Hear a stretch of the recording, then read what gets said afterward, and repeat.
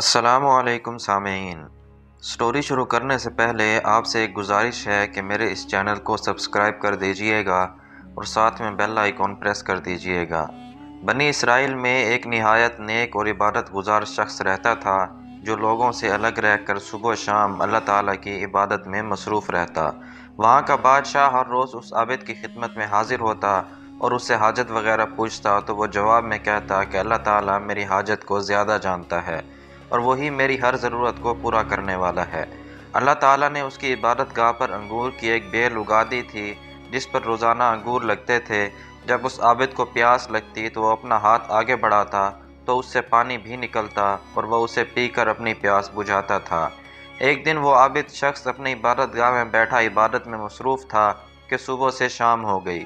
مغرب کے وقت ایک حسین و جمیل عورت اس عابد کے قریب سے گزری اور اسے پکارنے لگی، اے اللہ کے بندے۔ عابد نے جواب دیا کہ تجھے کیا حاجت ہے؟ تو عورت نے پوچھا، کیا تجھے تیرا رب دیکھ رہا ہے؟ عابد نے کہا، میرا رب اللہ رب العزت ہے، ہر چیز پر نظر رکھنے والا ہے اور قبروں میں مدفون لوگوں کو اٹھانے والا ہے۔ عورت نے کہا کہ شہر مجھ سے دور ہے، میں آپ سے ایک رات کی پناہ چاہتی ہوں، کیا میں آج رات یہاں رہ سکتی ہوں؟ عابد نے کہا، اوپر آ جاؤ۔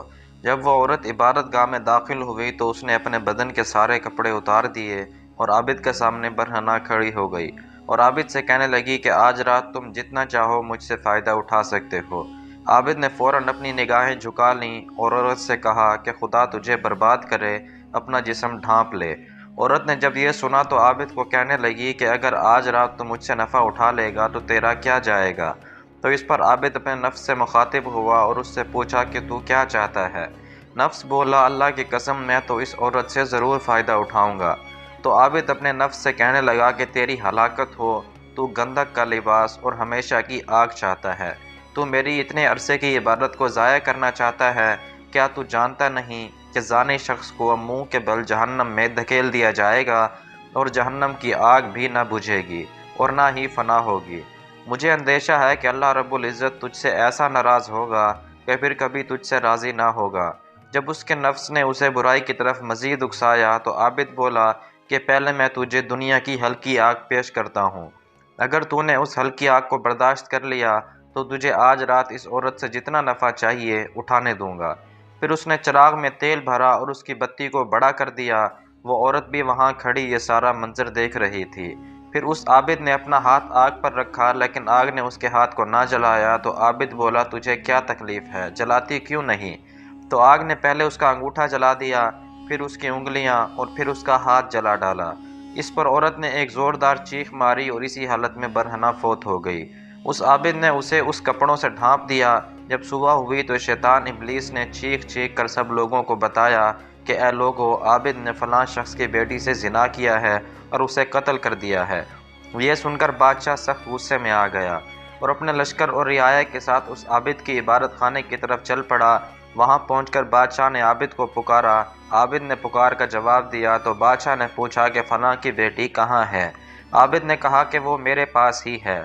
بادشاہ بولا، اسے میرے پاس نیچے بھیجو۔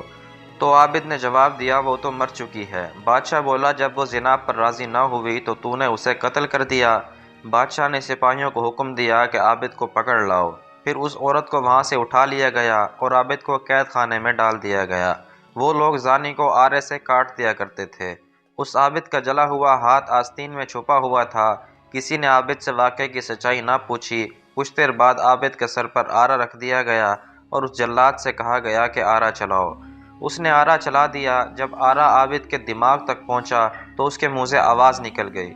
تو اللہ تعالیٰ نے حضرت جبرائیل علیہ السلام کو حکم دیا کہ اس سے کہو کہ یہ کچھ نہ بولے، مجھے اپنے عزت و جلال کی قسم، اگر اس نے دوسری مرتبہ آہ نکالی تو میں آسمان کو زمین پر گرا دوں گا۔ میں اسے دیکھ رہا ہوں، میرا عرش اٹھانے والے فرشتے بھی دیکھ رہے ہیں۔ تو عابد نے دوبارہ مرتے دم تک اپنے منہ سے کوئی آواز نہ نکالی اور یوں ہی اپنے سر پر آرا چلنے دیا۔ جب اس کا انتقال ہو گیا تو اللہ تعالیٰ نے عورت کی روح واپس لوٹا دی اور وہ بولی، خدا تعالیٰ کی قسم، یہ بے قصور تھا، اس نے زنا نہیں کیا تھا، بلکہ میں خود اس کے پاس زنا کی دعوت لے کر گئی تھی۔ پھر اس نے لوگوں کو پورا واقعہ سنایا اور لوگوں نے عابد کے جلے ہوئے ہاتھ کا بتایا۔ جب لوگوں نے عابد کا ہاتھ دیکھا تو وہ عورت کے بیان کے مطابق جلا ہوا تھا۔ وہ لوگ بولے، یہ ہم سے کیا ہو گیا؟ اگر ہمیں معلوم ہوتا تو ہم ہرگز اسے نہ چیرتے۔ جب وہ عابد 2 ٹکڑے ہو کر زمین پر گر گیا تو وہ عورت بھی اپنی سابقہ حالت میں لوٹ گئی۔ لوگوں نے ان دونوں کے لیے قبریں کھودیں تو قبر میں پھول اور کافور کی خوشبو پائی۔ جب وہ جنازہ ادا کرنے کے لیے ان کے پاس پہنچے تو آسمان سے آواز آئی، ٹھہر جاؤ، پہلے ملائکہ کو جنازہ پڑھنے دو۔ ان لوگوں نے پھر اس کا جنازہ پڑھا اور انہیں دفن کر دیا۔ تو اللہ رب العزت نے ان کی قبر پر خوبصورت پودا اگایا اور لوگوں نے اس کی قبر پر ایک تختہ پڑا ہوا دیکھا جس پر لکھا تھا کہ اللہ تعالیٰ کے نام سے شروع، جو بہت بڑا مہربان اور نہایت رحم کرنے والا ہے، اللہ تعالیٰ کی طرف سے اپنے بندے اور ولی کے لیے۔ میں نے اپنے عرش کے نیچے ایک ممبر نصب کیا اور اپنے ملائکہ کو جمع کیا، اور میں نے اپنے فرشتوں کو گواہ بنایا کہ میں نے فردوس کی 50,000 حوریں اس عابد کے نکاح میں دیں۔ اور اللہ تعالیٰ اپنے فرما بردار اور ڈرنے والے بندوں کو ایسے ہی نوازتا ہے۔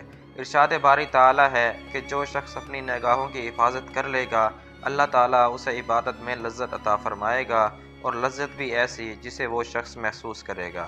اگر آپ میرے چینل پر نئے ہیں یا ابھی تک آپ نے میرے چینل کو سبسکرائب نہیں کیا تو آپ سے گزارش ہے کہ میرے چینل کو ضرور سبسکرائب کر دیں۔